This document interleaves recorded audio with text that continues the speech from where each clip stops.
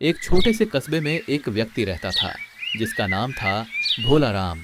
वह पेशे से समोसे बेचता था। उसके समोसे इतने स्वादिष्ट होते थे कि दूर दूर से लोग उसके ठेले पर आते थे। कुरकुरे समोसे, ऊपर से चटनी की खुशबू और भोला राम की चिकनी चुपड़ी बातें सब मिलकर उसके ठेले को हमेशा भीड़ से भरा रखते थे।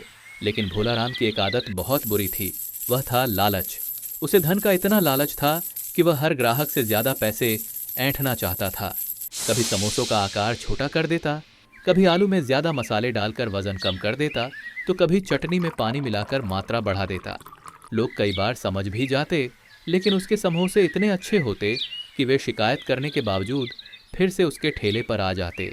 एक दिन कस्बे में एक बड़ा मेला लगा। भोला राम ने सोचा, बस यही मौका है बहुत पैसा कमाने का। उसने समोसे बनाने की सारी सामग्री तैयार कर ली। उसने आलू कम और बेसन ज्यादा डालकर मिश्रण तैयार किया ताकि खर्च कम हो। उसने चटनी में इतना पानी मिला दिया कि वह आधी पतली सूप जैसी हो गई थी।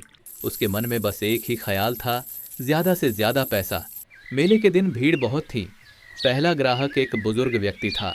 उसने एक समोसा लिया, एक कौर खाया और चेहरे पर नाराजगी के साथ बोला, अरे भोला राम, ये क्या बना दिया है? समोसा तो खोखला है और अंदर मसाला ढूंढने पर भी नहीं मिल रहा। भोला राम ने हंसते हुए जवाब दिया, बाबा जी, आजकल आलू बड़े महंगे हो गए हैं, थोड़ा सा समझौता तो करना पड़ेगा, लेकिन स्वाद तो वही है ना?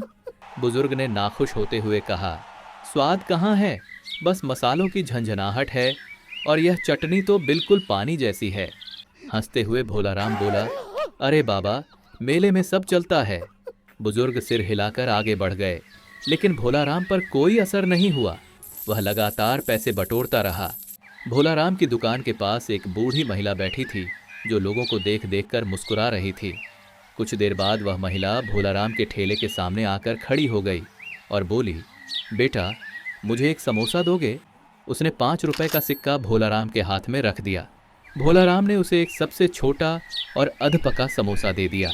अम्मा ने शांत मुस्कुराहट के साथ समोसा लिया, एक कौर खाया और बोली, बेटा, जब आदमी ज़रूरत से ज़्यादा लालची हो जाता है तो धीरे धीरे उसका स्वाद, उसकी पहचान और उसका भाग्य तीनों कड़वे हो जाते हैं।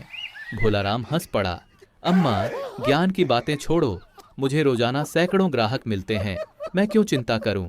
शाम होते होते मेले में उमस बढ़ गई। भोला राम की चटनी खराब होने लगी। उसने सोचा कि चलो थोड़ी देर और बेच लूं, लेकिन जैसे ही अगला ग्राहक आया, उसने चटनी की बू सूंघ कर कहा, अरे ये तो बदबू आ रही है, तुम खराब चीज दे रहे हो। फिर एक दूसरा ग्राहक चिल्लाया, समोसे से अजीब स्वाद आ रहा है। तीसरा बोला, तेल भी काला हो गया है। देखते ही देखते लोगों ने उसके ठेले के सामने हंगामा कर दिया। मेले के आयोजकों ने देखा और तुरंत उसकी दुकान बंद करवा दी। भोला राम परेशान हो गया। रात को वह अकेला बैठा रो रहा था। तभी वही बुजुर्ग महिला धीरे धीरे उसके पास आई। उन्होंने कहा, दुनिया में हर चीज का नियम है, जितना ईमान उतनी इज्जत, जितना लालच उतना बुरा फल। भोला राम की आंखें नम हो गईं। वह बोला, अम्मा, मैं समझ गया, मैं अपनी गलती सुधारूंगा। महिला ने उसे आशीर्वाद दिया और चली गईं। उस दिन के बाद भोला राम ने तय किया कि वह समोसे ईमानदारी से बनाएगा। धीरे धीरे लोग फिर से उसके ठेले पर आने लगे। उसका स्वाद वापस लौटा और उसके ग्राहक भी। और भोला राम जब भी कोई गलत काम करने का सोचता, उसे मेले वाली अम्मा की बात याद आ जाती। लालच हमेशा नुकसान देता है।